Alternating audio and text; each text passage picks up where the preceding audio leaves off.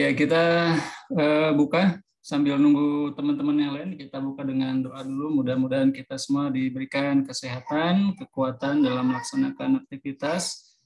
Kita doakan juga orang tua kita, saudara-saudara kita, guru-guru kita, pimpinan kita di SKSG. Mudah-mudahan semuanya diberikan kesehatan, kemudahan dalam segala urusan, dan yang sudah wafat mudah-mudahan diberikan tempat terbaik di sisi Allah Subhanahu wa taala.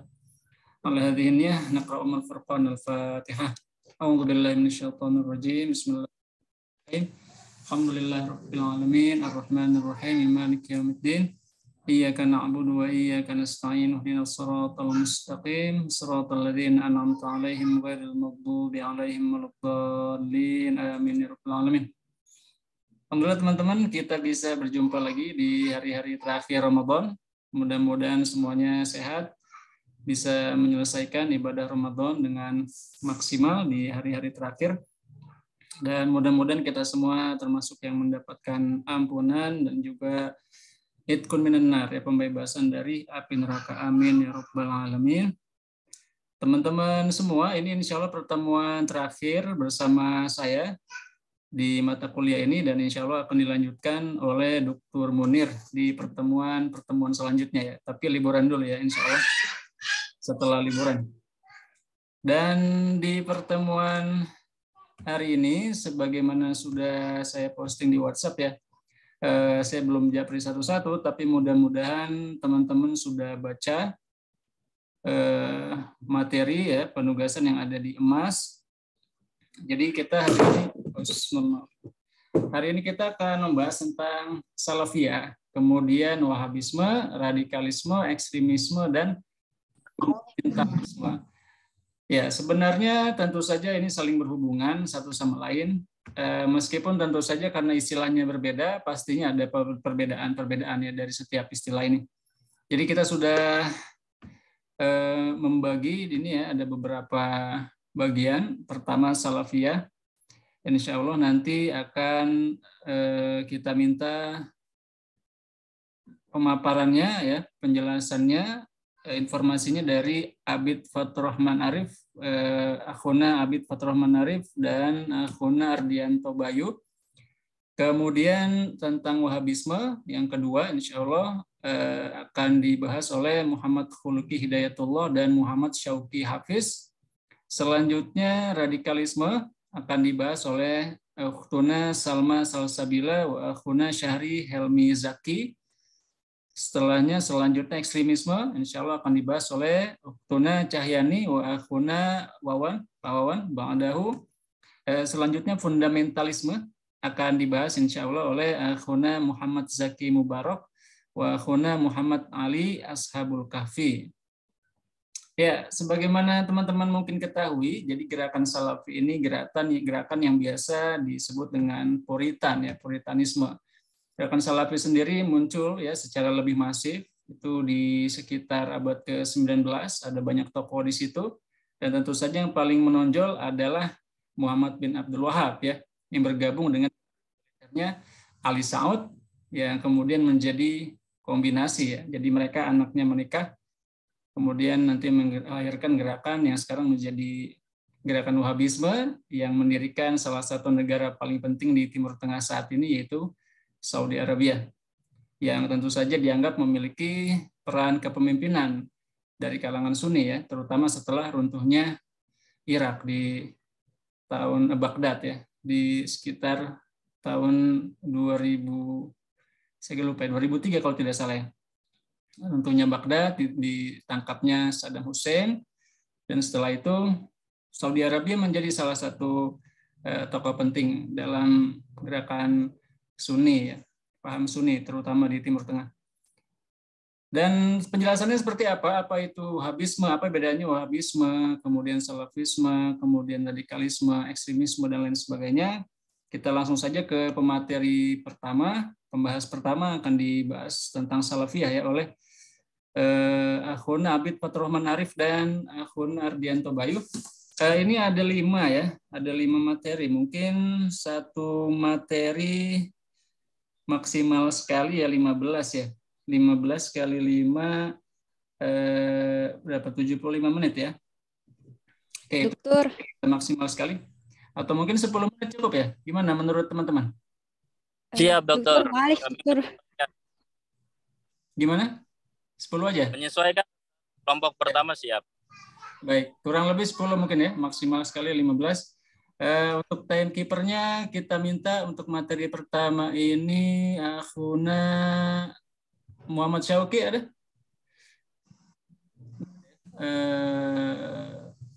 Muhammad Khuluki belum, oh ada nih. Khuluki siap jadi timekeeper? Oke, mungkin belum siap, saya minta tolong Dokter. ini saja deh yang ada aja ya, yang udah on cam ini. Ya Mbak Cahyani mungkin ya bisa. Siap, dokter. Males, dokter. Lau sama kalau misalkan boleh nanti kan kebetulan saya lagi di Kalimantan kan. Jadi buka puasanya kan lebih awal jam 5.15-an. Kalau boleh nanti ada 2 kelompok atau 1 kelompok yang didahului apakah mungkin, dan saya siap jadi timekeeper. Oh, baik. Gimana? Berarti mau duluan atau gimana Mbak Cahyani? Nomor 2 atau 3 nggak apa-apa, dokter. Baik. Ya sudah, kalau gitu kedua ya setelah Mas Ardianto dan Mas Abid ya. Siap, dokter. Oke, baik, kita buka akses share screen-nya. Ya. Ya, kita persilakan kepada Akhuna Abid, Mas Abid dan Mas Ardianto. Hadir, dokter. Bismillahirrahmanirrahim. Alhamdulillah wassalatu wassalamu ala rasulillah alihi wa sahbihi ajmain. Rabbi shrah li sadri wa yassir li amri wahlul 'uqdatam min lisani yafqahu qawli, amma ba'd. Fadilatul Doktor Muhammad Izdian Mutakin, LC MPD, rekan-rekan semua yang saya muliakan dan saya banggakan. Insya Allah pada kesempatan sore hari ini kami kelompok pertama akan membahas terkait dengan dakwah salafi dari teologi puritan sampai anti politik. Ini kami review dari jurnal Ahmad Bunyan Wahib. Untuk slide selanjutnya, Mas Kafi.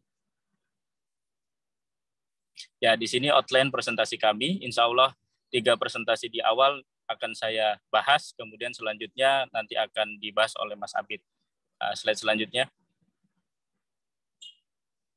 Ya, pendahuluan tulisan ini membahas terkait dengan pemahaman dan ideologi yang dianut oleh kaum salafi.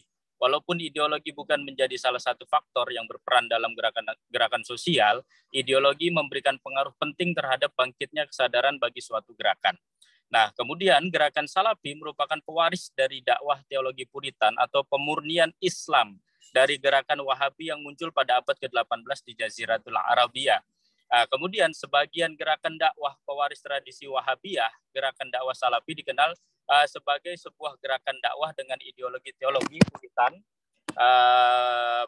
puritan radikal, ajaran untuk kembali kepada Al-Quran dan Sunnah Nabi Muhammad SAW merupakan agenda utama dari dakwah puritan ini.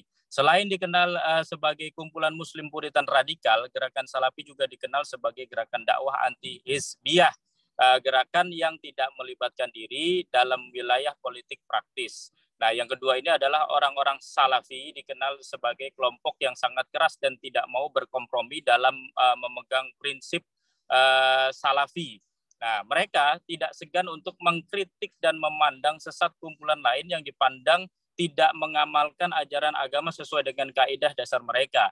Sebutan ahli bid'ah adalah salah satu tuduhan yang sering dikeluarkan mereka untuk menyerang kelompok lain. Tuduhan ini tidak hanya ditujukan bagi kumpulan yang dipandang sebagai kumpulan Islam moderat atau bahkan Islam liberal, tetapi juga kepada beberapa kelompok Islam fundamentalis muslimin lainnya seperti Ikhwanul Muslimin, kemudian Hizbut Tahrir, kemudian Al-Qaeda dan Jamaatul Islam. Hal ini mengakibatkan bahwa tuduhan-tuduhan yang dialamatkan kepada beberapa gerakan tersebut di atas mempunyai hubungan erat dengan sikap eksklusif kelompok salafi dalam memegang dan memandang doktrin Islam. Kaum salafi mengklaim diri mereka sebagai salah satu-satunya kelompok ahlus sunnah wal jamaah. Pengamalan Islam sejati berdasarkan Al-Quran dan sunnah Rasulullah SAW dengan sesuai praktik yang dilaksanakan oleh Rasul dan juga para sahabat serta generasi awal umat Islam atau as-salafu as-salihin. Generasi awal Islam ini yang harus dirujuk sebagai contoh dalam mengamalkan agama.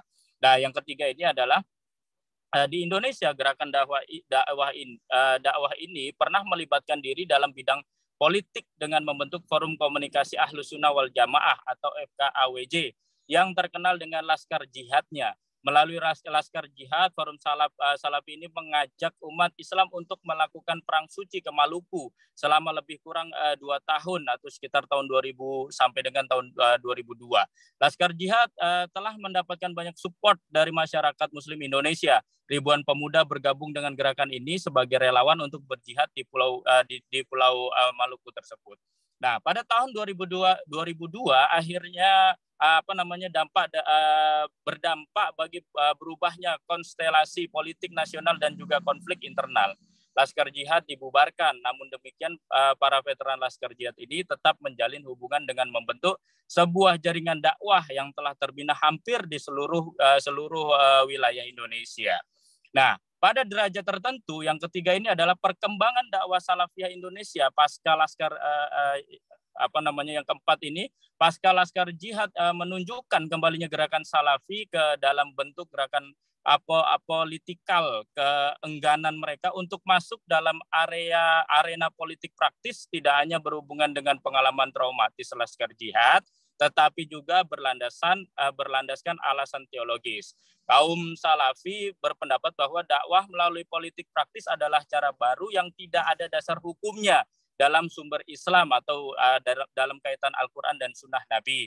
Menurut mereka, segala cara baru dalam beragama adalah bid'ah. Nah, kemudian selanjutnya, Mas Kahfi, kembali kepada Al-Quran dan Sunnah. Nah, salah satu inti dakwah Salafi adalah ajakan kembali untuk berpegang teguh kepada Al-Quran dan hadis Nabi Muhammad SAW.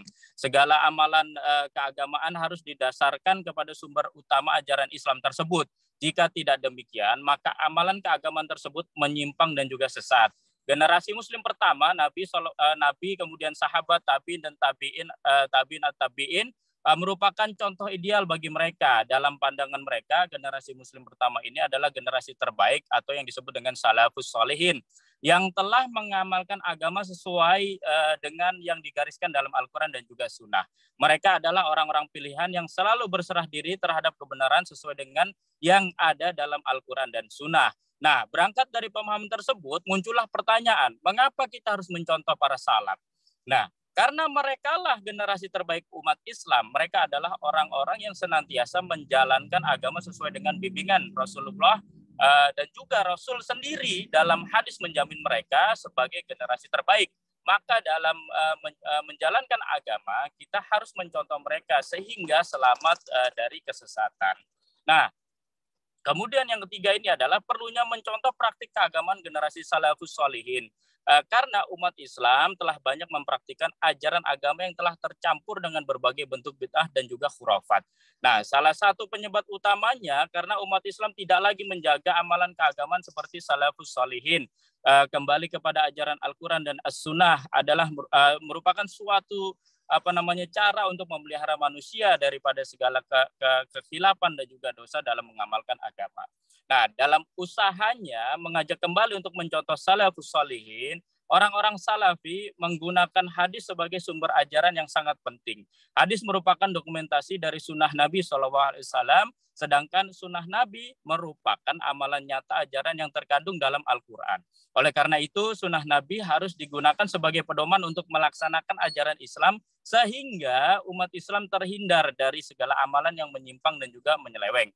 Nah, dengan demikian, menghidupkan kembali sunnah Nabi sangat penting untuk menjalankan ajaran Islam, untuk menjadi orang-orang yang sukses, atau dalam bahasa Arab disebut dengan al-firqatu an-najiyah, dan juga mendapatkan pertolongan atau at-ta'ifa an-nasrullah dalam beragama. Nah, kemudian keterikatan yang kuat terhadap sunnah ini menjadikan orang-orang Salafi menganggap diri mereka sebagai ahlul hadis, yang secara konsisten berpegang teguh kepada sunnah Nabi dalam kehidupan sehari-harinya. Nah, kemudian slide selanjutnya, Mas Kafi. Ya, ini adalah tauhid murni. Ya, kaum Salafi sering menyebut kelompok sendiri, kelompok mereka sendiri sebagai pewaris dakwah tauhid yang diserukan oleh Nabi, oleh Muhammad bin Abdul Wahab.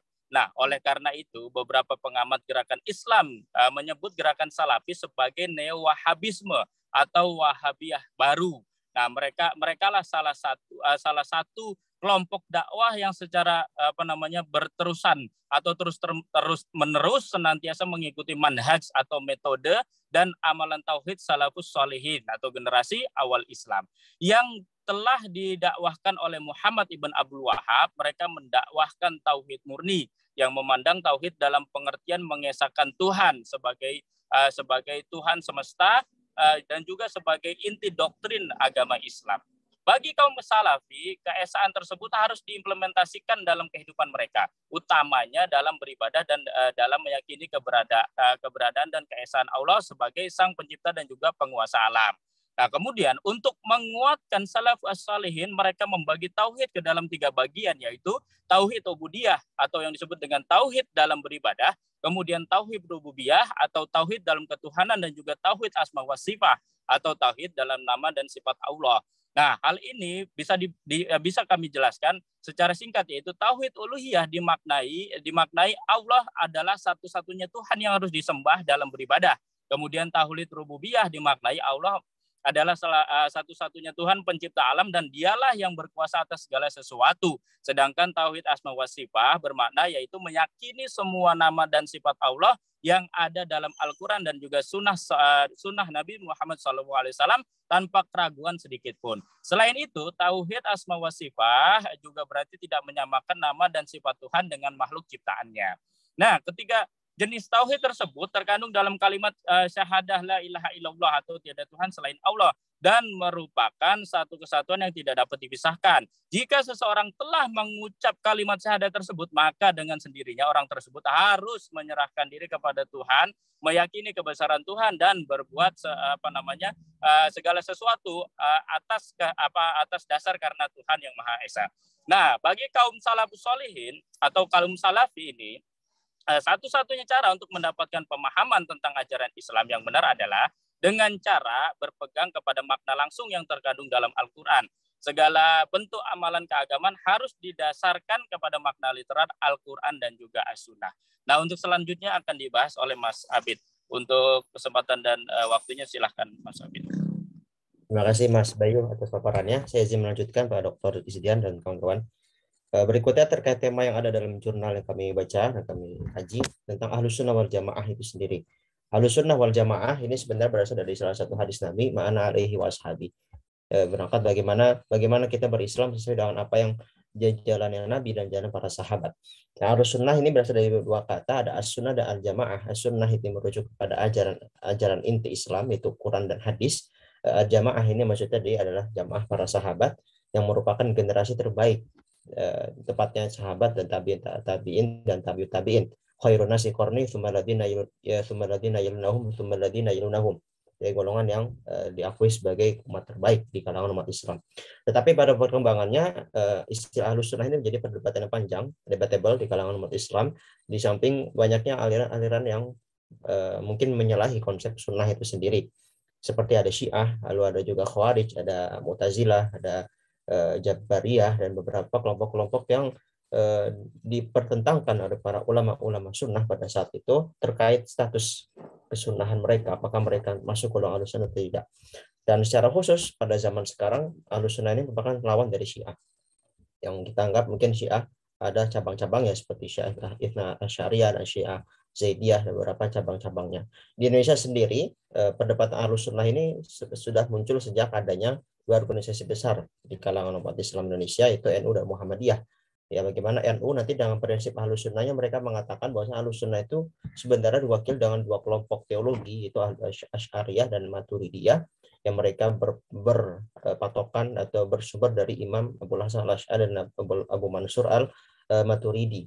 Sementara untuk fikihnya mereka mengacu pada 4 mazhab, yaitu Abu Hanifah, Malik, Syafi'i, dan Ahmad. Nah, sementara Muhammadiyah, konsep Ahlussunnah yang mereka tawarkan adalah Ahlussunnah wasatiyah, moderatisme, dan pembaharuan, tajdid, yang dimana dengan itu mereka membuka pintu ijtihad. Artinya mereka tidak menjadikan mazhab itu sebagai salah satu sarana penting dalam beragama, tapi menjadi sarana dasar. Jadi di Muhammadiyah sendiri, mereka Ahlussunnahnya adalah bagaimana mereka menjadikan mazhab itu sebagai sarana memahami dalil Quran dan Sunnah, dan ditengarai atau dilengkapi dengan ijtihad modern seperti itu. Dan Salafi termasuk salah satu kelompok yang muncul baru juga, tepatnya ketika diperkarsa oleh istilah salaf itu kan banyak ditengarai oleh Imam Ibnu Taimiyah, Ibnu Qayyim, muridnya, dan juga Syekh Muhammad bin Wahab dengan beberapa macam literatur dan perkembangannya, dan itu menjadi perbedaan pelik juga ya di antara NU Muhammadiyah dan Salafi. Dan Salafi ini mereka tidak membentuk suatu organisasi tertentu, tapi mempengaruhi beberapa pergerakan Islam yang ada di Indonesia. Oke, berikutnya Salafi juga terkenal sebagai anti-hizbiyah. Hizbiyah ini sebenarnya dari bahasa Arab artinya golongan, hizb. Ya, sebagaimana dalam Al-Quran, kullu hizbin bima ladaihim farihun. Setiap kelompok itu saling berbangga dengan kelompoknya masing-masing. Sebagaimana tadi saya singgung bahwasannya Salafi itu mereka berusaha untuk menjaga ideologi mereka tidak terkontaminasi dengan keterkaitan kelompok tertentu. Mereka harus mengembalikan semua pemahaman mereka, ideologi mereka, pemikiran mereka, ide-ide mereka itu berdasarkan Quran dan Sunnah, dan pemahaman yang mungkin terkesan literal ya, terkesan literal dan juga terkesan tekstual, sehingga terkadang berseberangan dengan beberapa kelompok-kelompok Islam yang lebih dahulu muncul ya, seperti di kalangan Asy'ariyah atau Maturidiyah atau kelompok-kelompok dari kelompok Ahlussunnah lainnya seperti itu.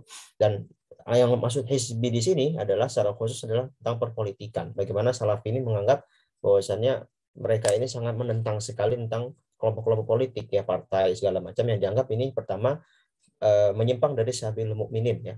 Karena dianggap Sabil Mukminin itu adalah satu jalan, yaitu jalan orang yang beriman, itu adalah jalan kepada surga, jalan kepada kebenaran, dan kelompok-kelompok yang ada yang organisasi, ada yang partai, itu dianggap adalah salah satu cara atau salah satu wasilah sarana memecah belah umat begitu ya. Seperti misalnya mereka menganggap ada NU dan Muhammadiyah ini terkesan Islamnya atau kotak-kotakan, padahal sebenarnya itu hanya sarana bagi kalangan mereka seperti itu.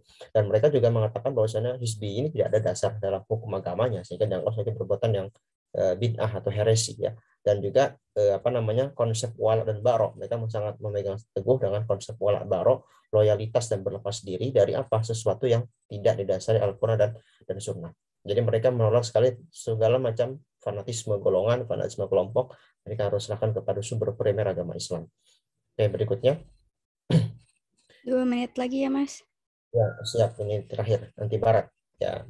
Terus Salafi juga selain terkenal dengan hizbiyah, dia juga terkenal dengan anti barat. Artinya mereka menolak pemikiran-pemikiran yang dianggap berseberangan dengan Islam.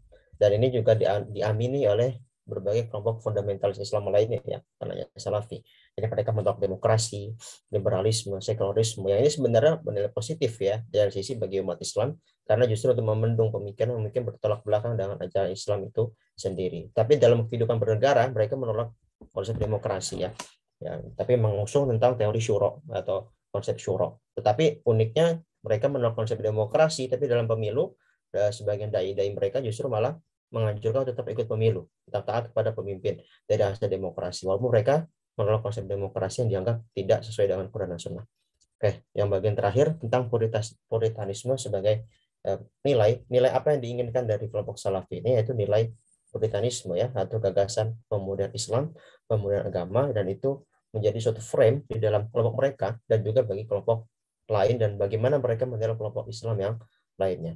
Nah, maka oleh karenanya cara mereka untuk menggagaskan atau menyampaikan ide-ide mereka dalam kehidupan bermasyarakat dalam umat Islam itu dengan gagasan puritanisme atau umat Islam ini, dan pengaruh ini justru dipengaruhi oleh kelompok-kelompok Islam yang lebih dulu seperti Muhammadiyah, Persis, dan Al-Irsyad gitu ya, seperti itu. Baik, itu mungkin dari saya dan Mas Bayu, mohon maaf jika ada kekurangan dan mungkin karena waktu terbatas ya. Kami serahkan waktu kepada timekeeper dan Dr. Isdian. Terima kasih. Assalamualaikum warahmatullahi wabarakatuh. Waalaikumsalam warahmatullahi wabarakatuh. Ya, luar biasa. Terima kasih banyak. Bagus sekali paparannya. Kita tepuk tangan dulu teman-teman. Buat pemateri pertama, Akhuna Abid Faturrahman, Akhuna Ardianto Bayu. Ya, selanjutnya kita berikan kesempatan kepada pemateri kedua. Nah, ini request-nya Mbak Cahyani ya. Uktuna Cahyani wa Wahid Akhur Pak Wawan. Ya, dengan Pak Wawan ya. Sudah siap? Silakan bisa dimulai, Pak Doli.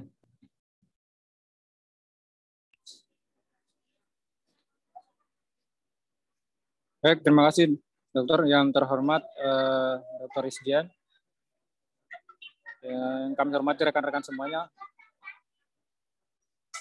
Giliran selanjutnya kami mencoba memaparkan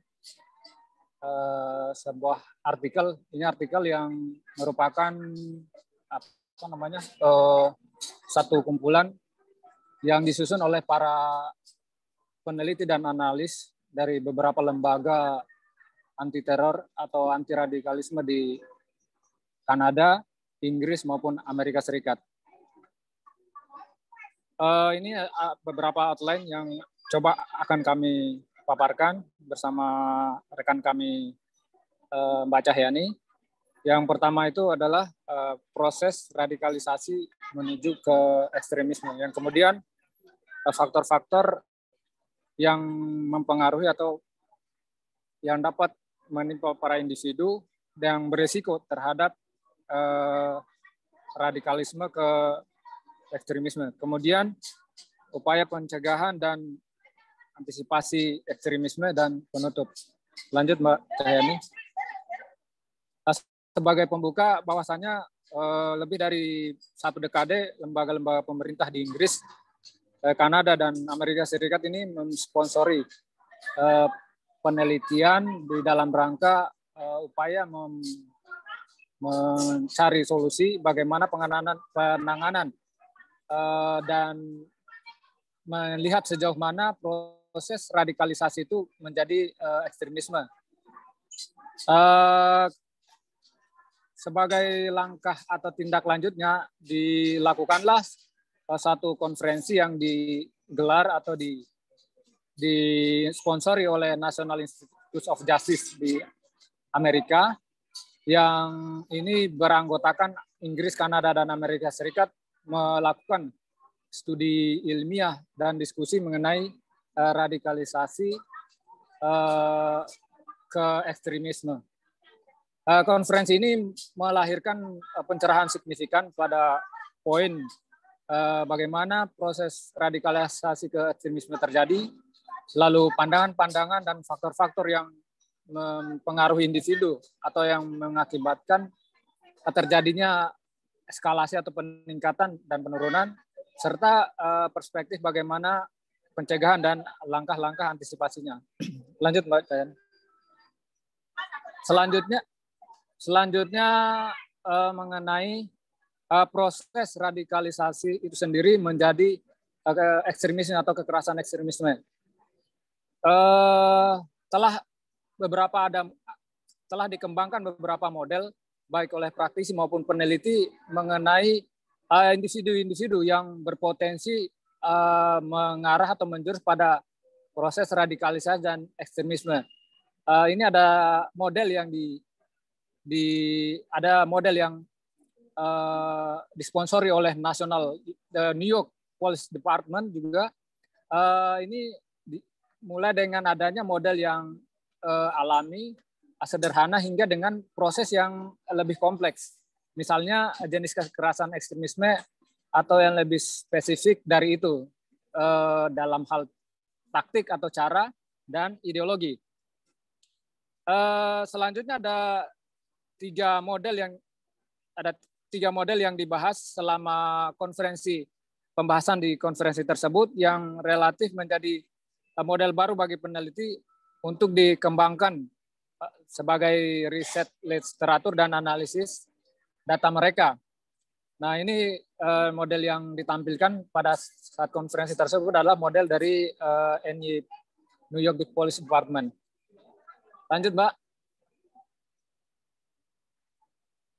Nah, dari konferensi tersebut beberapa peneliti mencantumkan atau menyebut beberapa daftar-daftar yang sering disebut atau atau yang menjadi dominan di dalam rangka atau menjadi sarana atau media radikalisasi ke ekstremisme.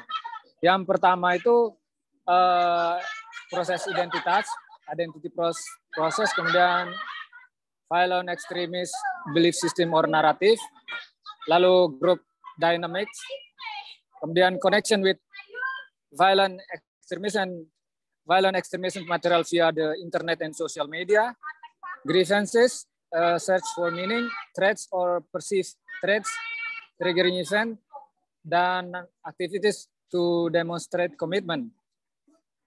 Lah yang paling ekstrim disebutkan sebagai proses dari proses radikalisasi ke ekstremisme ini adalah koneksinya atau hubungannya terhadap individu pada jaringan sosial.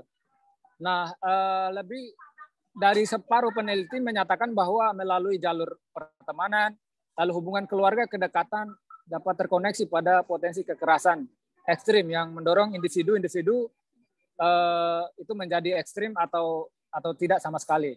Menurut salah satu peneliti, bahwa tipe hubungan ini hampir sudah menjadi hal yang umum di Amerika Serikat di antara aktor-aktor ekstremis di Amerika Serikat.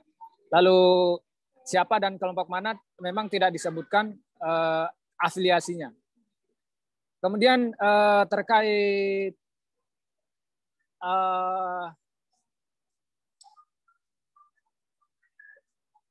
lalu kemudian lebih dari separuh peneliti juga menyebut bahwa proses identity proses atau proses identitas ini sebagai sarana radikalisasi juga. Beberapa mencatat bahwa pengalaman konflik atau konflik identitas atau huru-hara itu terjadi karena adaptasi atau budaya menuju pada satu tingkat kedewasaan atau bahkan ke arah yang lain. Ya, ini berpotensi pada adopsi terhadap gagasan dan perilaku baru, termasuk asosiasi pada ekstremisme atau kekerasan tersebut. Lalu salah satu peneliti berpendapat bahwa suatu pandangan identitas individu ini dapat hadir atau dapat tumbuh dari asosiasi pada kelompok-kelompok ekstrim. Nah, ketika identitas ini dipandang penting bagi individu tersebut, akan merembet lebih luas pada aspek hidupnya yang dapat mengirim pada ekstremisme atau kekerasan. Selanjutnya terkait narasi atau keyakinan atau extremist belief system ini juga menjadi sarana hampir lebih dari separuh peneliti juga menyebut hal ini. Dan sebagian besar mereka berpendapat bahwa pusat dari proses menjadi ekstrim ini bersumber dari keyakinan agama dan sistem ideologi yang menjustifikasinya. Lanjut, Mbak. Meskipun terlihat bahwa para peneliti beberapa ragam penekanannya menjadi sarana atau media radikalisasi kekerasan, radikalisasi ke ekstremisme, mereka sebenarnya sepakat pada dua hal. Yang pertama, beberapa sarana atau media tersebut bertentangan satu atau dua media bertentangan dengan antara satu dan dua sarana lainnya. Hal ini masuk akal bahwa sebagian besar masyarakat memiliki pengalaman tentang beberapa sarana, misalnya proses identitas, grup dinamik, dan sedikit masyarakat yang mengarah pada kekerasan atau violent. Lalu yang kedua, ada kesamaan bahwa proses radikalisasi menjadi ekstremisme ini bervariasi. Ini apakah menyangkut individu, kelompok, jenis keyakinan yang ekstrim, atau dalam konteks tertentu. Pendekatan lain yang dikembangkan dengan model berbeda dari proses bagaimana radikalisasi ke ekstremisme dalam hal individu, kelompok, jenis sistem kepercayaan, dan konteks yang diperlukan. Kemudian pada beberapa level tingkatan, pendekatan ini yang juga digunakan oleh model dari New York Police Department ini fokus pada radikalisasi individu yang terinspirasi oleh Al-Qaeda yang akan menyerang di Eropa, Amerika, dan Australia. Kemudian kelebihan dari model ini adalah bahwa menyajikan informasi yang lebih pada proses radikalisasi, yang lebih spesifik pada sub-sub bagian dari ekstremisme dan tidak memerlukan kerja ekstra sebagaimana yang digunakan oleh para peneliti. Kemudian bagaimanapun bahwa concern yang berpotensi pada pengembangan model ini secara lebih detail bahwa informasi yang ada terbatas pada kekerasan ekstremis, di mana model ini muncul atau lahir tidak jelas seberapa mencerahkan model ini menunjukkan progres pada kelompok lain. Kedepan hal ini dapat menjadi dapat disempurnakan menjadi model yang lebih spesifik, namun tidak cukup detail untuk menjelaskan apa yang diperlukan oleh praktisi yang bekerja sama dengan para peneliti dalam memetakan bagaimana proses atau arah radikalisasi menuju ekstremisme. Baik, mungkin yang penjelasan dari kami itu saja yang bisa kami sampaikan. Terima kasih. Dilanjutkan oleh rekan kami, Mbak Cahyan. Baik, langsung saja. Saat tadi disampaikan oleh Mas Wawan terkait dengan proses dari radikalisasi menuju ekstremisme. Nah, pada bagian saya ini akan berfokus mengenai faktor-faktor yang dapat menempatkan seorang individu itu pada peningkatan resiko radikalisasi ke ekstremisme. Nah, dalam penelitian yang kami bahas ini dikatakan bahwa ada dua faktor utama yang mempengaruhi hal tersebut. Nah, yang pertama itu ada faktor resiko, yang mana faktor resiko itu adalah suatu faktor atau sesuatu yang meningkatkan kemungkinan seseorang dari radikalisasi menjadi ke ekstremisme. Nah, kemudian yang mana di sini faktor resiko itu faktor-faktor yang membuat seseorang itu meningkat indikator atau hal-hal yang menjadi meningkatnya sesuatu atau yang berkaitan dengan radikalisme menuju ke ekstremisme.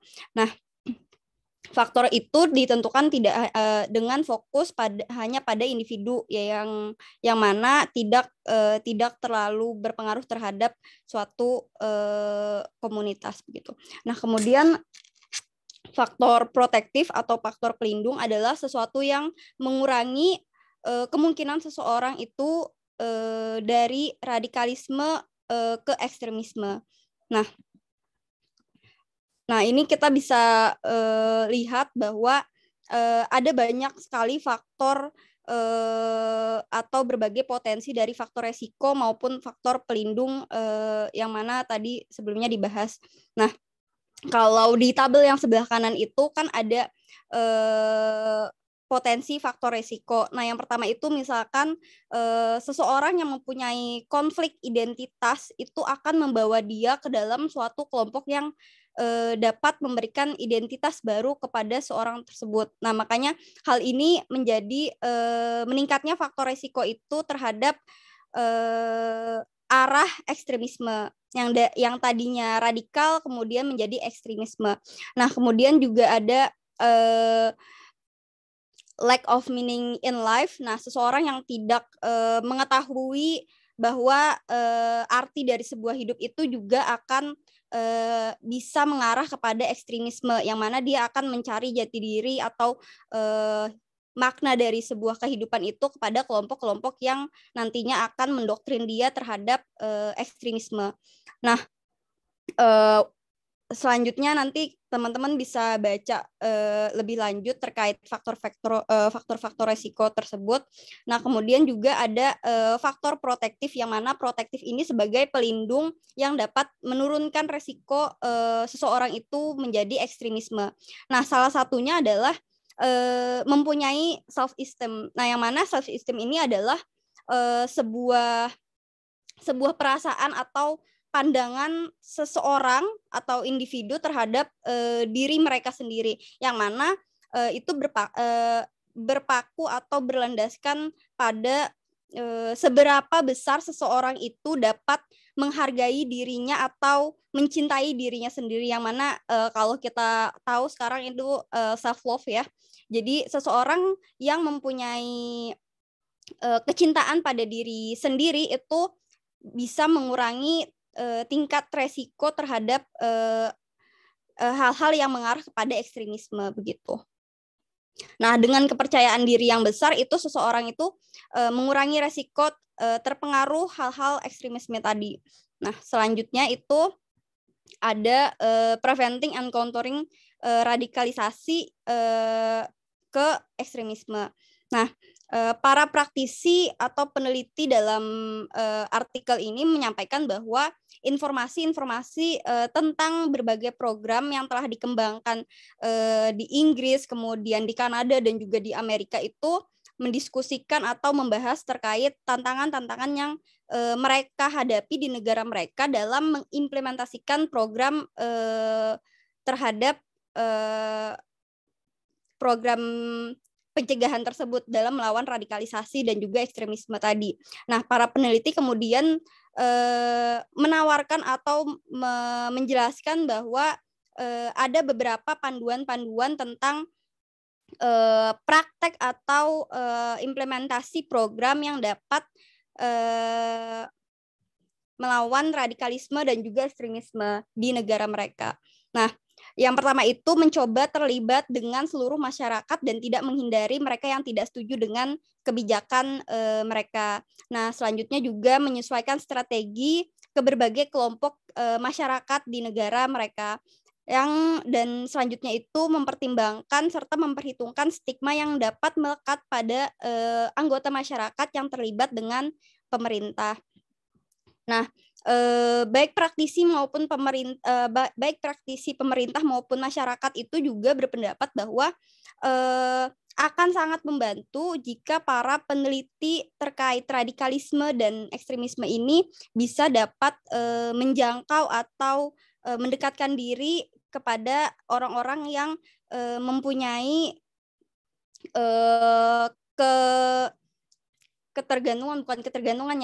lebih dinilai akan mencapai titik ekstremisme itu. Nah, ini kita bisa lihat beberapa program yang diteliti atau dikembangkan oleh pemerintah di Inggris, Kanada maupun di Amerika terkait dengan preventing atau contouring mereka terhadap ekstremisme tadi. Nah, selanjutnya adalah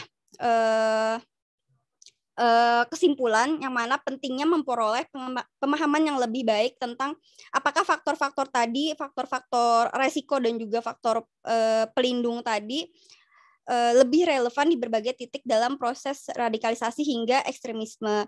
Nah, kemudian para peneliti juga menyoroti temuan terbaru tentang proses radikalisasi ke ekstremisme itu yang mana melibatkan resiko dan juga faktor pelindung yang tadi sudah dibahas itu, dan bagaimana pencegahan terhadap ekstremisme tadi. Nah, yang mana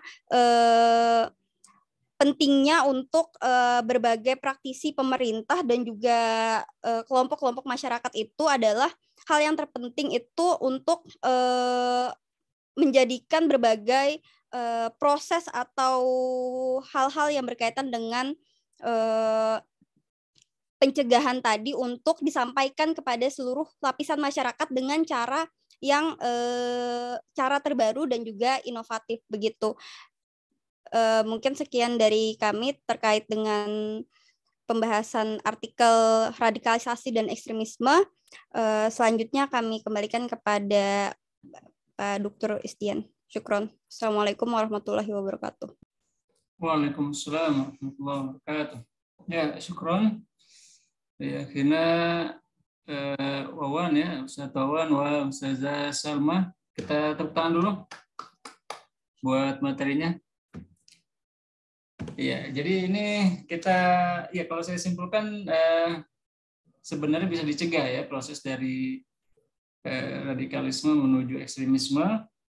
Dan mungkin yang belum dibahas tadi tentang ini ya, apa sih sebenarnya radikalisme? Jadi radikalisme kalau menurut KBBI adalah sebuah paham yang bertujuan untuk merubah sesuatu secara radikal ya, dengan kekerasan ya, dengan cara drastis.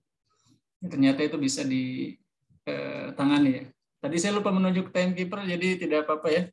Selanjutnya mungkin kita minta. Nastazin, Ustaz. Iya. Mohon maaf, Ustaz. Saya mau bertanya, Ustaz. Ya, untuk kelompok yang fundamentalisme itu presentasinya terakhir ya, Ustaz? Kayaknya terakhir ini ada record. Nastazin, Ustaz. Mohon maaf, Ustaz. Nastazin, Ustaz dan kawan-kawan mungkin boleh nggak mungkin setelah presentasi kelompok berikutnya dan dilanjutkan sama presentasi kelompok saya sama Mas Kafi.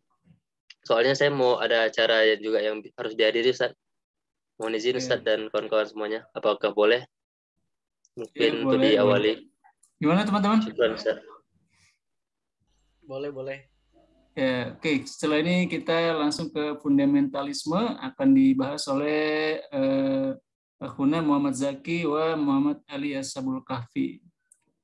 Ya, timekeepernya 10 menit. Kita minta tolong siapa nih? Siap. Mas Syauki, bisa dibantu? Hadir, Ustaz. Hadir. Baik, terima kasih. Bismillahirrahmanirrahim. Assalamualaikum warahmatullahi wabarakatuh. Waalaikumsalam warahmatullahi wabarakatuh. Langsung saja, di sini izinkan kami untuk membahas fundamentalis agama antara fenomena dakwah dan kekerasan atas nama agama. Kebetulan kami juga merujuk dari jurnalnya Douglas Pratt, Australian Religion Studies, yang telah direview oleh saya sendiri dan Mas Zaki Mubarak. Baik, istilah fundamentalis bagi Douglas Pratt terasa lebih provokatif dan bahkan peyoratif sebagai gerakan yang pernah dilekatkan pada Kristen sebagai kelompok literalis, statis, dan ekstrem. Pada gilirannya, fundamentalisme sering merujuk kepada kehidupan masa lalu. Bahkan lebih jauh lagi, fundamentalisme sering disamakan sebagai ekstremisme, fanatisme politik, aktivisme politik, terorisme, dan karena itu, peneliti lebih memilih menggunakan istilah revivalisme atau kebangkitan Islam atau aktivisme Islam yang memiliki akar tradisi Islam. Istilah fundamentalis bukan berasal dari terminologi Islam, tetapi berasal dari kata bahasa Inggris yaitu fundament, sebuah terminologi yang lahir dalam konteks sejarah keagamaan di dunia Kristen Amerika Serikat. Disebutkan bahwa fundamentalisme lahir dalam situasi konflik antar budaya urban dan budaya pedesaan di Amerika pasca Perang Dunia I, yang muncul bersamaan dengan situasi depresi nilai-nilai agraris dalam proses industrialisasi dan urbanisasi. Bentuknya yang agresif sering muncul di daerah yang terisolasi dan hanya sedikit saja yang mendapat simpati kalangan kota. Fundamentalisme merupakan gerakan reaksi terhadap pola peradaban yang timbul dari proses industrialisasi dan urbanisasi. Di sini sejarah kemunculan Islam fundamentalis menilik fakta sejarah Islam, memang dapat dijumpai adanya kelompok-kelompok dalam Islam berpandangan fundamentalis dan fundamentalisis. Walaupun tidak sepenuhnya muncul sebagai reaksi terhadap modernisasi, melainkan juga karena latar belakang politik dan teologi. Dalam bidang teologi misalnya ada Khawarij.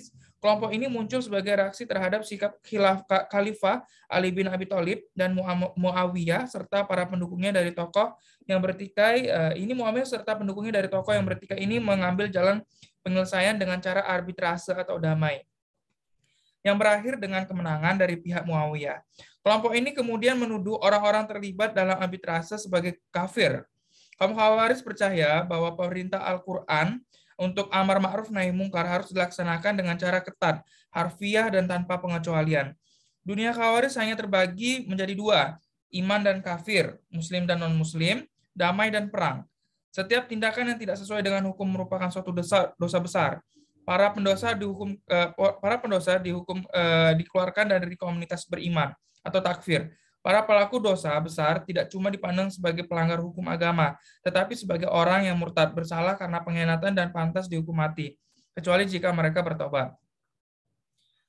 Di sini beberapa karakteristik Islam fundamental kami merujuk dari Fazlur Rahman memberikan identifikasi gerakan Islam fundamentalis sebagai berikut. Pertama, itu bentuk keprihatinan yang mendalam atas kemerosotan moral dan sosial masyarakat Muslim. Kemudian karakteristik Islam fundamentalis yang kedua ialah menghimbau kepada kaum Muslim untuk kembali kepada Islam yang orisinil, yang murni, salafiyah dengan meninggalkan takhayul-takhayul. Kemudian ciri yang ketiga adalah menghimbau untuk membuang beban yang menghancurkan berupa pandangan tentang takdir dari agama rakyat dan teologi Asyiriyah yang berpengaruh di mana-mana.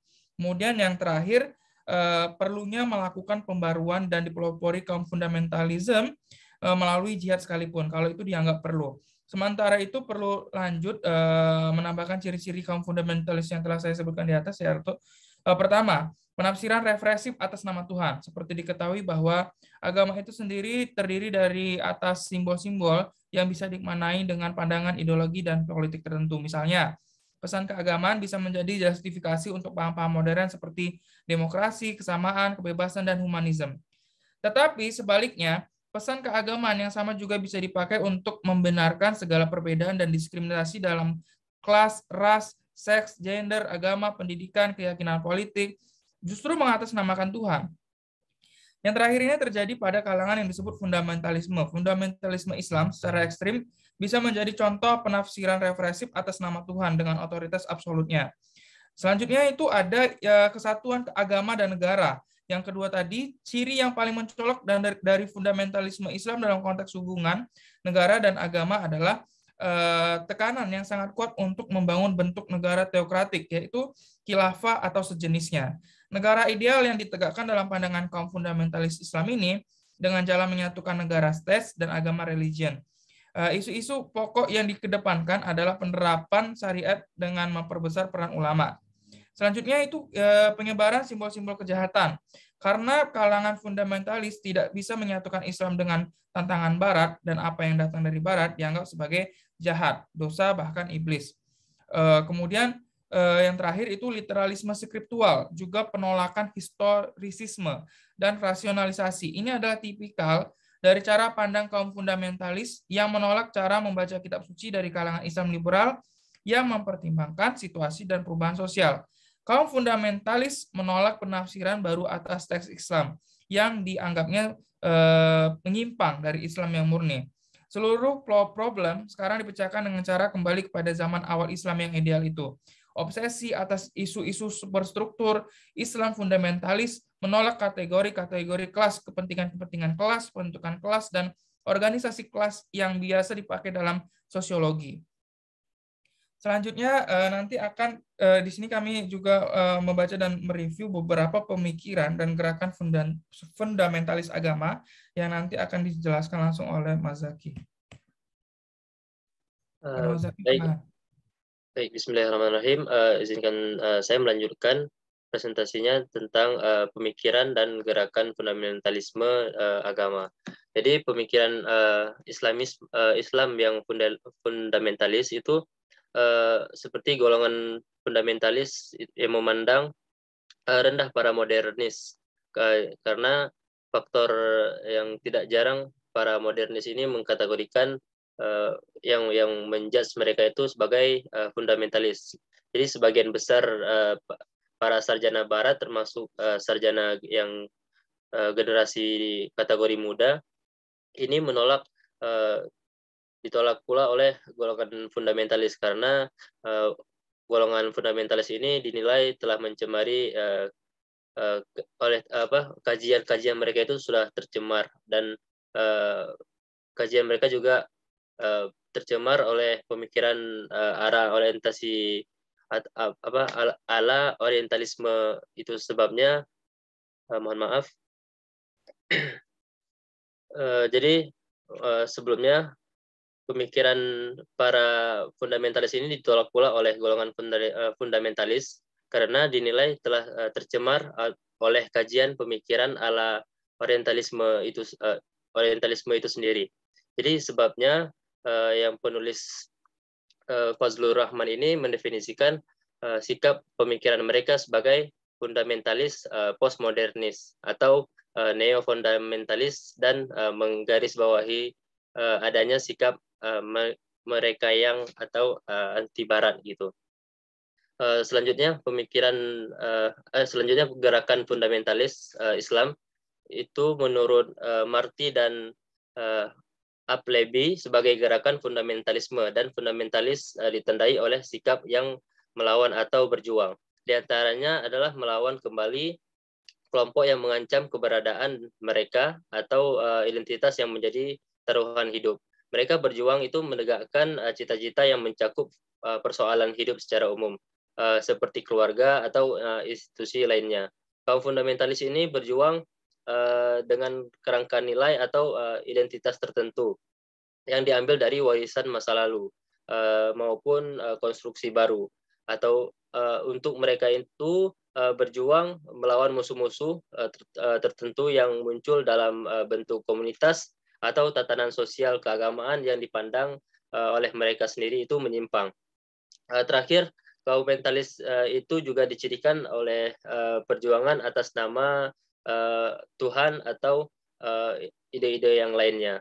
Jadi ada beberapa titik kelemahan dari para fundamentalis ini. Yang slide selanjutnya, Mas Kafi. Jadi ini ada beberapa titik kelemahan Islam fundamentalis khususnya. Jadi terdapat kelemahan-kelemahan yang serius di dalam diri baik mereka secara pribadi maupun secara kelompok. Jadi kelemahan pertama itu adanya sikap yang berlebihan, padahal sikap tersebut tidak sesuai dengan hakikat manusia itu sendiri.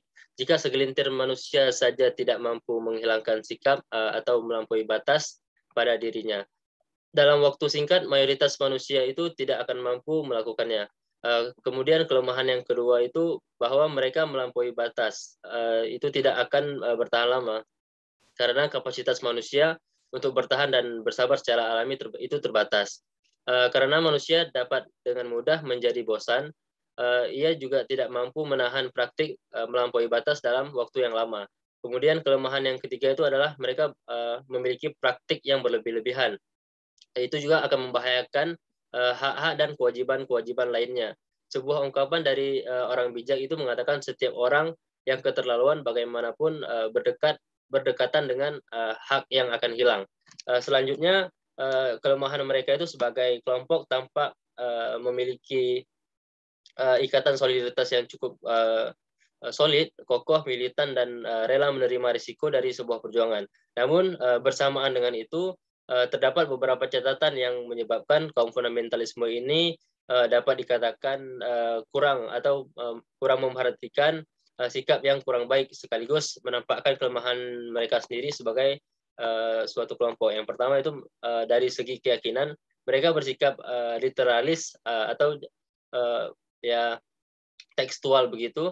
Jadi kaum fundamentalis ini sangat menekankan pada simbol-simbol keagamaan daripada substansi dari agama tersebut. Mereka juga menganggap bahwa doktrin agama telah mengatur segala-galanya. Agama juga dinilai sebagai sebuah sistem yang lengkap dan mencakup pula pelbagai subsistem di dalamnya. Ya, kemudian yang kedua, kekurangan mereka itu sebagai kelompok itu adalah mereka juga terletak pada sikap dan pandangan yang eksklusif, yaitu pandangan yang berkeyakinan bahwa pandangan dan keyakinan mereka lah yang hanya yang paling benar. Ya, selain dari pandangan mereka itu salah. Kemudian yang ketiga, kekurangannya adalah dari segi budaya dan sosial. Kekurangan mereka ini terlihat pula dalam menyikapi berbagai produk budaya.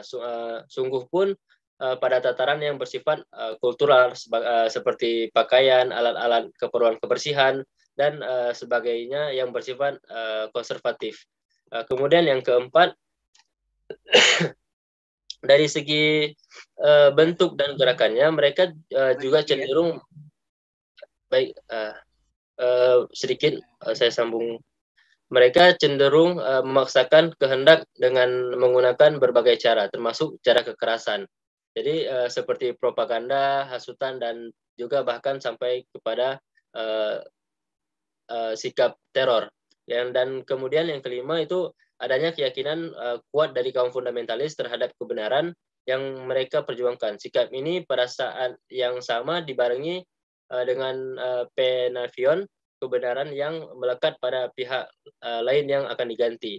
Dalam gerakan sosial, keyakinan tentang kebenaran keyakinan atau nilai filosofis yang dianut sering dikombinasikan dengan cara pencapaian yang mengatasnamakan ideal seperti kerakyatan atau kemanusiaan.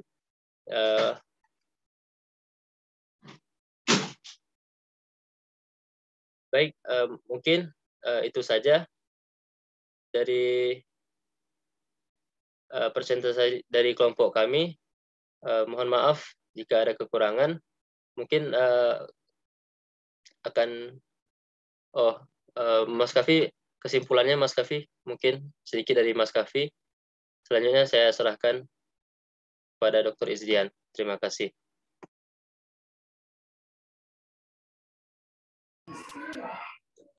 Ya baik, terima kasih. Puna Muhammad Zaki Umar, Puna Sabu Kafi, kita beri tepuk tangan dulu. Ya, fundamentalisme sudah cukup jelas ya, berarti kelompok yang sangat meyakini apa yang dia yakini, ya seolah-olah menganggap orang lain tidak benar gitu ya, semuanya salah kecuali mereka. Dan ya tadi dihubungkan dengan Khawarij ya. Baik, selanjutnya saya beri kesempatan untuk materi selanjutnya tentang Wahabisme. Karena ini Mbak Salma dan Mas Syahri Helmi Zaki. Tadi requestnya sebenarnya kelompok 1, kelompok 3 terakhir ya. Tapi saya lupa tadi. Berarti setelah ini Wahabisme. Kemudian nanti terakhir Mbak Salma dan Mas Syahri itu di terakhir ya, kelompok 3 radikalisme. Ya, saya persilakan selanjutnya Mas Muhammad Khulki dan Muhammad Syauqi Hafiz tentang Wahabisme. Dan untuk timekeepernya saya minta tolong Muhammad Ali Ashabul Kahfi. Bisa ya? Siap, bisa Ustaz. Baik, ya terima kasih. Silakan. Bismillahirrahmanirrahim. Assalamualaikum warahmatullahi wabarakatuh. Waalaikumsalam warahmatullahi wabarakatuh. Iya. Mohon maaf kalau ada gangguan suara. Alhamdulillah saya dan saudara Huluki sudah menyiapkan untuk presentasi pada sore hari ini. Dan pada bagian pertama mengenai sejarah dan perkembangan dan gagasan pemikiran Wahabisme atau gerakan Wahabi akan disampaikan dan dijelaskan oleh saudara Huluki. Mas Huluki, kalau sudah siap dipersilakan.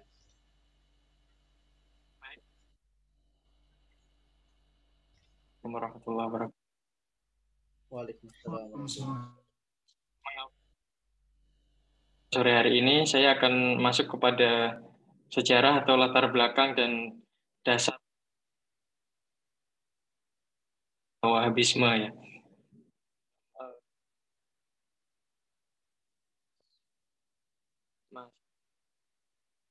Suaranya di saya doang atau Suaranya nggak ada. Putus-putus ya? Halo? Nah, coba lagi. Apa sudah jelas, Mas? Maaf. Silakan, coba lagi. Ya, saya akan mengawali dengan sejarah dari gerakan Wahabi, singkatnya Wahabisme. Mungkin kita langsung masuk ke next slide, Mas. Maaf.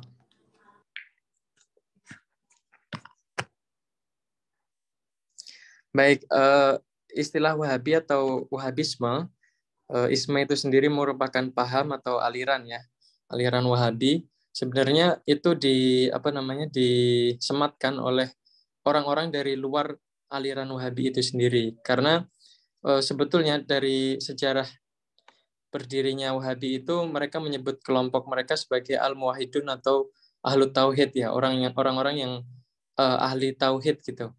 Nah, sementara istilah ini kemudian mencerminkan adanya keinginan secara eksklusif prinsip tauhid yang menjadi landasan pokok dalam melaksanakan ajaran Islam. Kemudian tokoh yang paling dominan dan menjadi sentral dalam gerakan Wahabi yaitu pencetus pertamanya Muhammad bin Abdul Wahab bin Sulaiman al-Tamimi yang lahir pada tahun sekitar 1703 Masehi ya di kota kecil Uyainah Najd di wilayah tengah padang pasir daratan Arab. Next. Kemudian apa sebetulnya dasar atau ide gagasan yang melandasi berdirinya gerakan Wahabi ini, yaitu jika dilihat dari pokok ajarannya, Wahabi ini menawarkan upaya pemurnian kembali ajaran Islam sebagaimana yang diajarkan Rasulullah, dan tentunya dengan jargon mereka yang kita kenal yaitu menegakkan sunnah dan memberantas bid'ah ya dan khurafat yang menimpa kaum muslimin, dan itu diidentifikasi mereka sebagai salah satu kausalitas kemunduran umat Islam sampai saat ini gitu. Next. Nah, atas dasar gagasan tersebut kemudian kelompok ini atau Al-Muwahhidun atau yang mereka menamakan diri Ahlu Tauhid tadi, mereka mengembangkan ajaran Islam sesuai versinya dan kebanyakan didominasi oleh pengaruh ajaran-ajaran dari Ibnu Taimiyah dengan mengkonsentrasikan kepada 4 hal utama, yaitu yang pertama kembali kepada Al-Quran dan Sunnah, yang kedua pemurnian akidah dari syirik, yang ketiga menolak peran akal dalam akidah, dan keempat membersihkan ajaran Islam dari segala bentuk khurafat dan tahayul. Selanjutnya Mas Syauqi. Nah, tadi saya sampaikan di awal, kaum Wahabi atau orang-orang yang menganut paham Wahabi ini, mereka berkiblat pada ajaran Islam yang murni gitu, atau pemurnian Islam. Yang mereka sebut tadi Muwahhidun, yaitu pendukung ajaran yang memurnikan keesaan Allah ya, atau pokok dari inti tauhid gitu. Tetapi mereka juga menyatakan bahwa mereka bukan sebuah mazhab atau kelompok aliran Islam baru, tetapi hanya sebatas seruan atau dakwah untuk mengimplementasikan ajaran Islam yang menurut mereka paling benar. Next. Nah, sebagai pencetus tadi Muhammad Ibnu Abdul Wahab, mereka mulai mengembangkan dakwah ini dan berkolaborasi dengan Muhammad bin Su'ud atau pemimpin dari Dar'iyah ya, wilayah teritorial di luar kepengawasan Turki Utsmani saat itu. Nah, dengan adanya kolaborasi atau sinergi tersebut, Wahabi dan keluarga kerajaan Saudi kemudian menjadi satu integral yang tidak bisa terpisahkan ya sejak kelahiran keduanya. Nah, sampai ada Qiyam Wahabisme lah yang telah menciptakan kerajaan Saudi, dan juga sebaliknya keluarga As-Saud juga membalas jasa itu dengan menyebarkan paham Wahabi ke seluruh penjuru dunia. Nah, kurang lebih itu hubungan resiprokal ya antara aliran Wahabi dengan keluarga As-Saud. Ini ada game menarik juga, one could not have exits without the other, yaitu mereka tidak akan saling terwujud tanpa bantuan sesuatu dari satu di antara mereka gitu. Next. Kita masuk kepada prinsip atau doktrin gagasan utama mereka atau ajaran utama mereka, itu yang pertama, penyembahan kepada selain Tuhan adalah salah dan siapa yang berbuat demikian ia dibunuh. Kemudian yang kedua, orang yang mencari ampunan Tuhan dengan mengunjungi kuburan orang-orang saleh termasuk golongan musyrikin. Yang ketiga, termasuk dalam perbuatan musyrik yaitu memberikan kata pengantar dalam sholat terhadap nama nabi-nabi atau wali atau malaikat. Dan yang keempat, mereka menganggap kufur jika memberikan suatu ilmu yang tidak didasarkan atas Quran dan Sunnah, atau ilmu yang bersumber dari sintesis dari akal pikiran manusia itu sendiri. Next. Yang kelima, mereka menganggap kufur jika mengingkari qadar dalam semua perbuatan dan penafsiran Quran dengan jalan takwil. Yang keenam, mereka melarang penggunaan buah tasbih ya dalam mengucapkan nama-nama Tuhan dan wirid dalam doa, dan mereka menganjurkan atau mengajarkan cukup dengan menghitung jari. Yang ketujuh yaitu sumber syariat Islam dalam soal halal dan haram hanya Quran semata dan sumber lain sesudahnya adalah sunnah Rasul. Dan yang ke-8 adalah pintu ijtihad tetap terbuka dan siapapun boleh melakukan ijtihad asal sudah memenuhi syarat-syaratnya. Next. Yang ke-9 yaitu menafsiri Al-Qur'an melalui cara penawilan adalah kufur. Tadi sudah singgung ya juga di poin sebelumnya. Karena mengingkari qadar dalam semua perbuatan. Yang ke-10, ini sudah tadi. Next, Mas. Selanjutnya ini yang ke-10 ya. Menghukumi bid'ah hal-hal yang tidak ada dan tidak dilaksanakan pada masa Nabi. Misalnya perayaan Maulid Nabi, kemudian wirid bersama, berdoa melalui tawasul, dan juga banyak ya kalau kita kaji dan kita tarik dengan budaya kaum muslimin yang ada di Indonesia, banyak yang kemudian digolongkan dalam kategori bid'ah ini menurut ajaran Wahabi. Next. Nah, kemudian ciri-ciri Wahabi menurut beberapa sumber ini saya sintesis ada 4, yaitu yang pertama memblow up masalah-masalah yang masih bersifat mutakhalafu fih, kemudian yang kedua menutup pintu kebenaran dari pendapat orang lain. Selanjutnya yaitu mengagungkan tokoh-tokoh sentral Wahabi, dan yang keempat sangat tekstualis yaitu mereka sangat kaku dengan sumber Quran dan Sunnah itu tadi. Next. Nah, saya akan masuk kepada pengantar bagaimana Wahabi atau gerakan Wahabi ini masuk ke Indonesia. Saat itu masih Nusantara ya. Itu dibawa oleh jamaah haji yang baru pulang melaksanakan ibadah di Tanah Suci. Salah satunya melalui kaum Padri di Minangkabau ya, atau sekarang kita kenal Sumatera Barat, yang dikembangkan oleh 3 tokoh. Dan ketiga tokoh ini sangat tertarik dengan ajaran Wahabi saat itu, yaitu yang pertama Haji Miskin dari Luha Agam, Haji Abdurrahman dari Piaubang atau bagian dari Luha 50 Kota, dan Haji Muhammad Arif dari Sumanik Batu Sangkar, daerah Batu Sangkar. Nah, kiranya itu yang menjadi pengantar untuk diskusi. Selanjutnya saya serahkan ke Mas Syaugi untuk melanjutkan. Terima kasih. Baik, terima kasih Mas Foluki. Di waktu terakhir ini beberapa tambahan terkait gagasan Wahabisme itu akarnya dari pemikiran Ahlul Athar atau Athariyah, yang dimana sebenarnya berakar dari sejak jauh sekali dari pendekatan-pendekatan yang khas mazhab Imam Ahmad. Udah habis ya? Oke. Ya, dan seterusnya kalau ada perbedaan Salafisme dan Wahabisme, di mana Salafisme itu mungkin sekarang dianggap identik dengan Wahabisme, tetapi awalnya Salafisme itu agak berbeda ya, karena Salafisme awal abad 20 itu malah banyak digerakkan oleh kelompok-kelompok di luar circle Wahabi gitu, Wahabisme yang biasanya muncul dari Mesir seperti Rashid Ridho dan lain sebagainya, yang itu hak utamanya revivalis dan bukan puritan gitu, bukan pemurnian.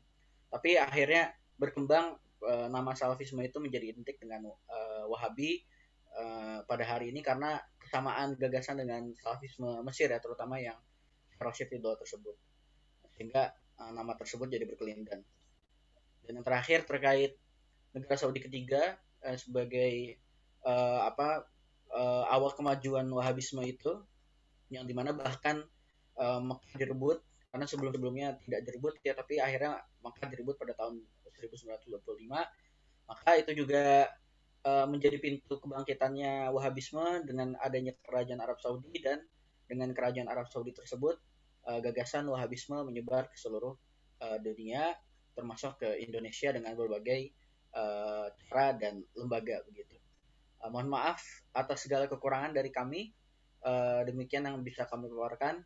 Kami kembalikan kepada Dr. Rizdian. Assalamualaikum warahmatullahi wabarakatuh.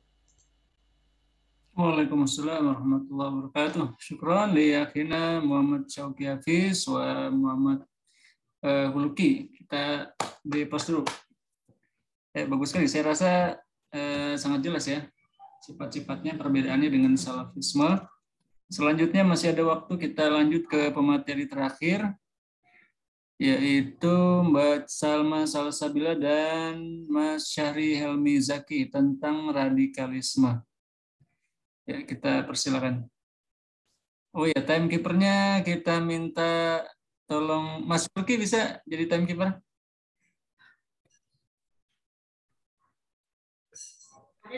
Maaf, belum bisa, Pak. Belum bisa. Izin. Baik, Mas Syauki aja ya.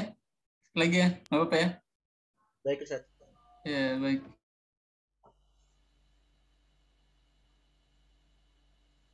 Baik, mungkin bisa saya mulai. Ya, Bismillahirrahmanirrahim. Assalamualaikum warahmatullahi wabarakatuh. Pada kesempatan kali ini, kelompok kami, yaitu saya sendiri dengan Mas Zaki, kami akan mempresentasikan mengenai radikalisme di kelas agama dan ideologi di Timur Tengah. Baik, langsung saja. Baik, kata radikalisme ini memiliki arti yaitu berasal dari kata radis yang artinya adalah akar pohon. Kemudian makna kata akar ini dapat diperluas kembali sehingga memiliki arti pegangan yang kuat ataupun keyakinan. Kemudian kata tersebut dapat dikembangkan menjadi kata radikal yang berarti lebih adjektif sehingga dapat dipahami bahwa orang yang berpikir radikal pasti memiliki pemahaman secara lebih detail dan mendalam layaknya akar tadi serta keteguhan dalam mempertahankan kepercayaan mereka. Selanjutnya, ini adalah beberapa pengertian radikalisme dari beberapa ahli.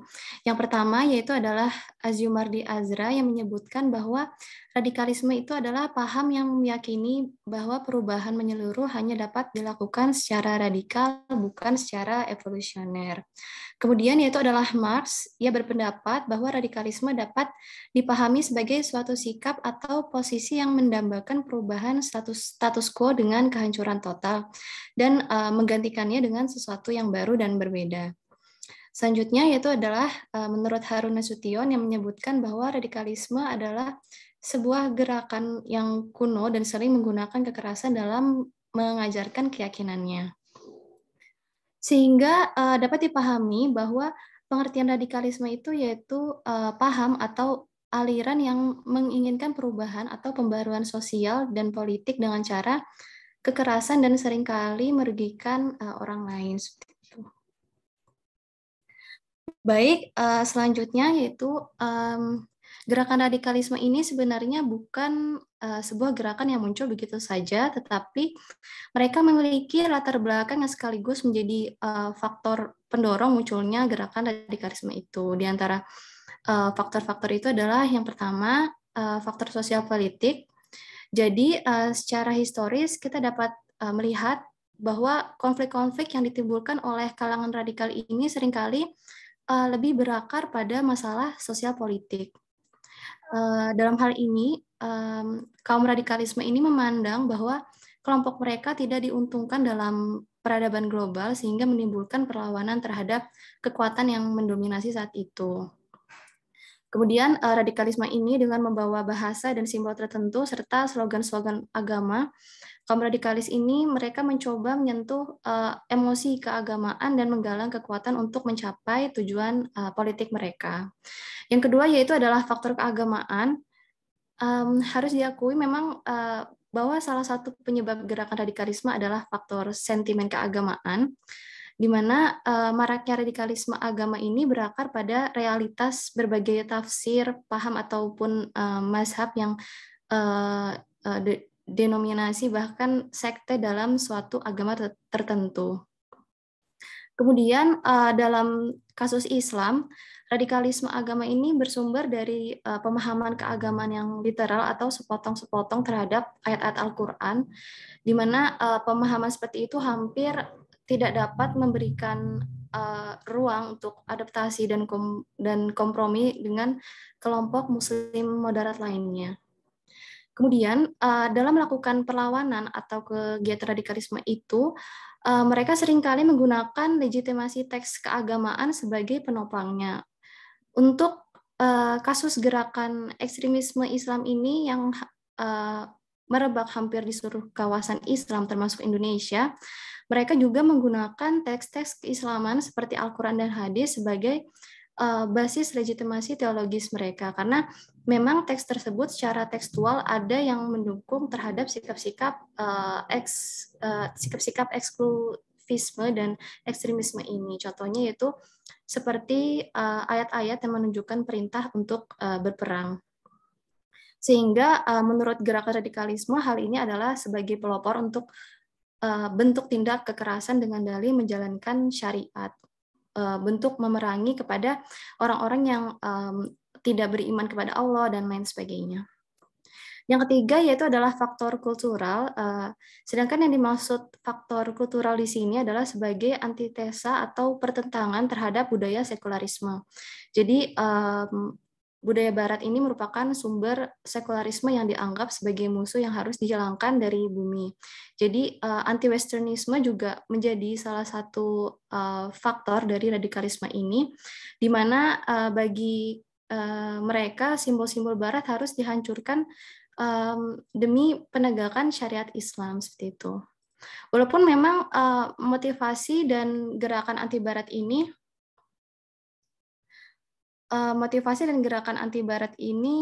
tidak bisa disalahkan dengan alasan keyakinan keagamaan, tetapi jalan kekerasan yang ditempuh oleh kaum radikalisme itu justru menunjukkan ketidakmampuan mereka dalam memposisikan diri sebagai pesaing dalam budaya dan peradaban.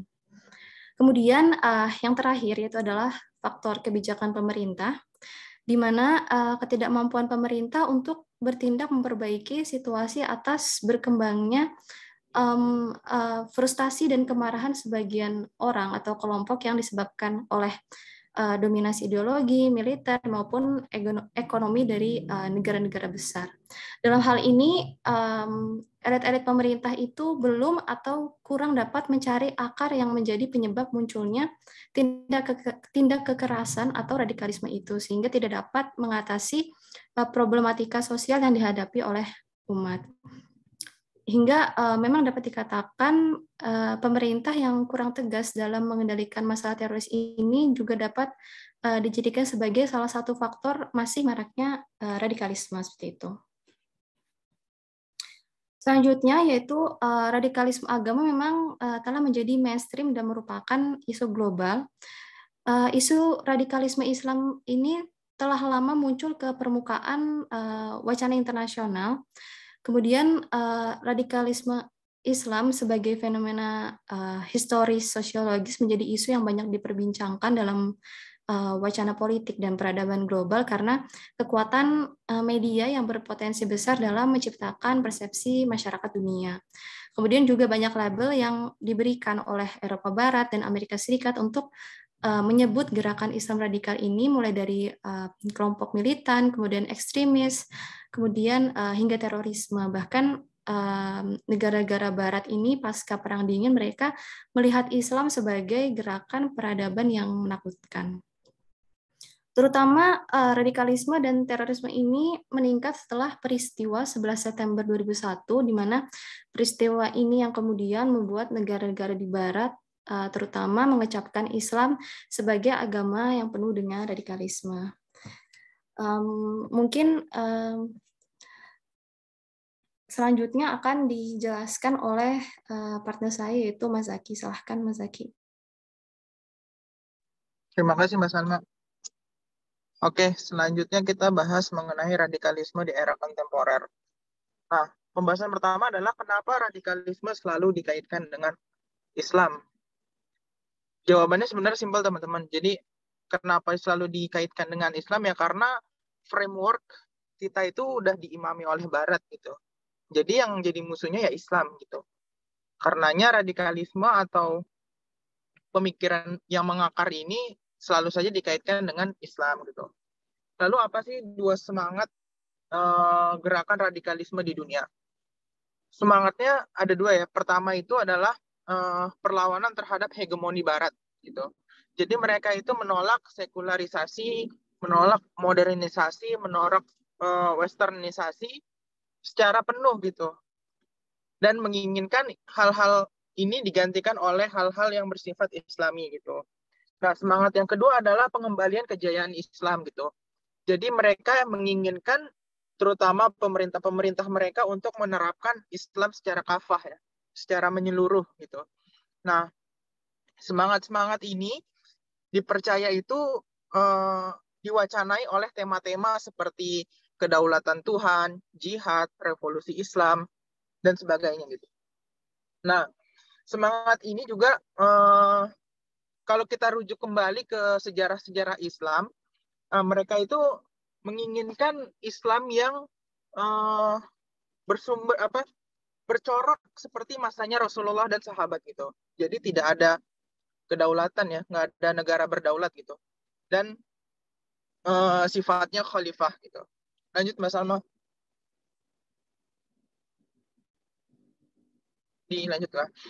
Nah, di Indonesia sendiri radikalisme ini sebenarnya udah ada sejak 1980-an ya. Dan ini tidak hanya terjadi di ekstrim kanan ya. Ekstrim kanan yang bisa kita identifikasikan sebagai ekstrim Islami ya. Namun ada juga yang di ekstrim kiri gitu. Contohnya ini adalah PRD atau Partai Rakyat Demokratik ya. Di mana mereka itu ingin Indonesia itu menerapkan komunisme secara menyeluruh ya gitu. Jadi ingin negara Indonesia menjadi negara yang sosialis komunis seperti itu. Nah, lalu kalau di ekstrim kanan kita banyak yang menemui menemui kelompok-kelompok yang radikal ya, seperti contohnya ini FPI.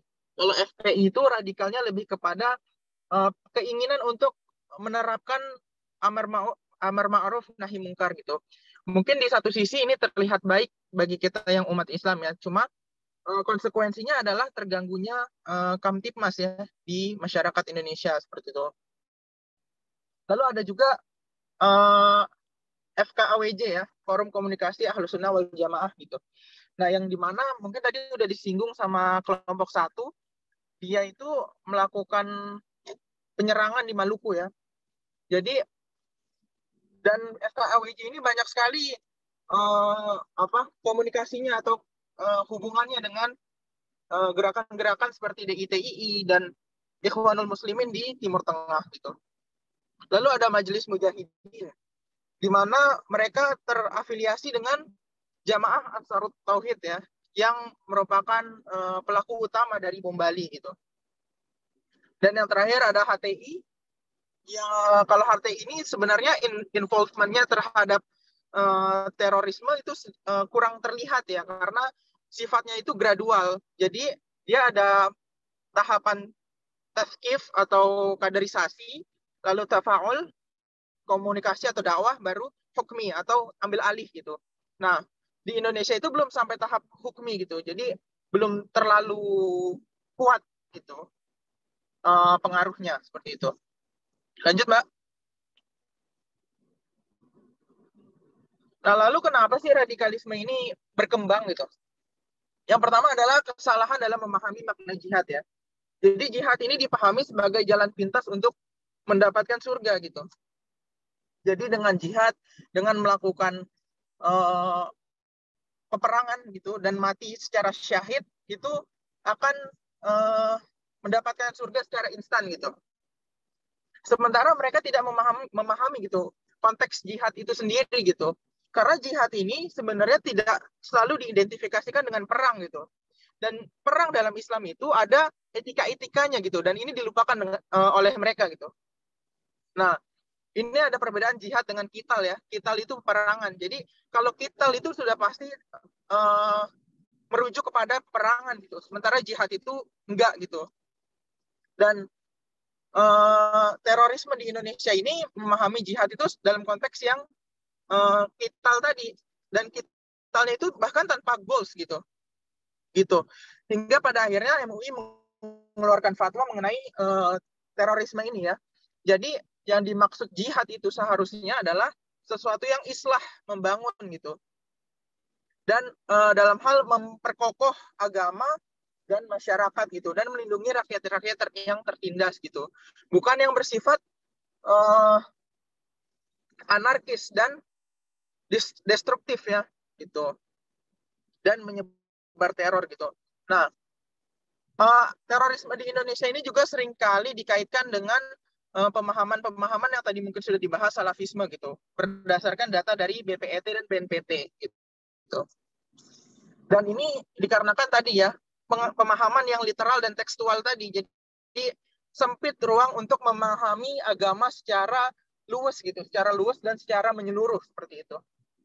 Karenanya Indonesia juga pada akhirnya melakukan counter terorisme dan deradikalisasi gitu melalui badan-badan hukum ya, seperti BNPT milik negara, atau MUI sendiri membentuk BPET gitu.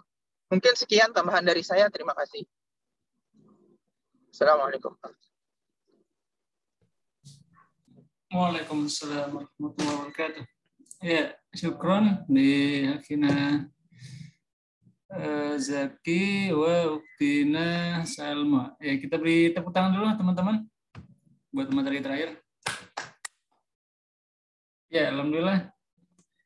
Jadi radikalisme ya itu beda dengan ekstremisme. Dan radikalisme ini juga umum ya, bukan hanya di kalangan Islam, bahkan Kristen pun ada radikal ya. Bahkan saya pernah ikut kuliah umum. Waktu itu pematerinya orang Jepang ya. Jadi dia menjelaskan bahwa di Jepang pun ada gerakan radikal ekstrim, yang itu agama baru di Jepang ya. Yang itu mereka sampai menewaskan puluhan orang dalam kereta bawah tanah. Jadi artinya radikal ya bukan hanya Islam saja. Mungkin tadi sudah karena yang megang media banyak orang Barat yang mereka menghubungkan dengan Islam, padahal itu ya jauh dari kenyataannya. Baik teman-teman semua, kalau tambahan saya mungkin tadi sudah dibahas dengan panjang. Teman-teman mungkin sudah bisa mengambil kesimpulan dari Salafiyah tadi ya. Jadi ada perbedaan antara Salafiyah dengan Wahabisme. Kalau Salafiyah tadi gerakannya umum ya, yang kembali kepada sunnah, sedangkan Wahabisme ada sifat-sifat tertentu yang diajarkan secara khusus oleh Muhammad bin Abdul Wahab ya, Syekh Muhammad bin Abdul Wahab. Kemudian tentang radikalisme tadi sudah dijelaskan oleh Mbak Salma dan Mas Syari Helmi ya. Wahabisme sudah dijelaskan oleh Mas Huluki Muhammad Syauki, Mas Muhammad Syauki. Kemudian ekstremisme oleh Mbak Cain dan Mas Wawan. Ekstremisme tadi lebih ke kekerasan ya. Jadi memang dari radikalisme dulu, kemudian berkembang ke ekstremisme, kekerasan, dan terakhir fundamentalisme. Ya, ini lebih kepada pemahaman tentang nilai-nilai dasar dari agama ya, yang menganggap yang lain salah ya. Yang ujung-ujungnya ini tentu saja kembali kepada individu masing-masing untuk menafsirkan salafisme, wahabisme, ekstremisme, radikalisme, dan fundamentalisme ya. Ya mudah-mudahan pertemuan kali ini menambah pengetahuan kita semua, menambah wawasan kita semua, menjadi catatan kebaikan bagi kita semua di hari-hari terakhir Ramadan ini. Kita foto dulu terakhir untuk penutupan sebelum siap-siap buka puasa ya.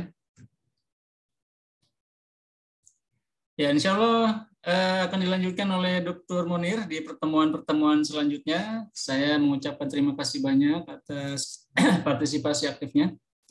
Sekaligus mohon maaf sebesar-besarnya kalau ada banyak kesalahan dan kekurangan. Ya, saya hitung sampai 3 ya. Ini sudah semua ya, baca ini atau Mas Eki? Baca ini lagi sibuk buka puasa kayaknya nih. Ya, kita hitung ya, 1, 2, 3. Ya, Pak Only nyetir, hati-hati Pak.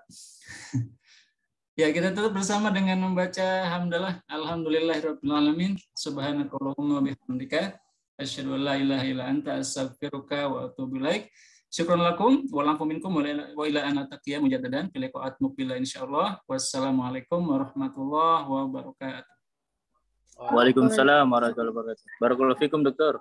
Barakallahu fikum. Ya, taqabbalallahu minna wa minkum, syamana wa syamakum kulamin wa antum bi khair. Tuhan antum bi khair, sama-sama menafai batin. Selamat menyambut Idul Fitri. Saya meeting teman-teman ya. Waalaikumsalam.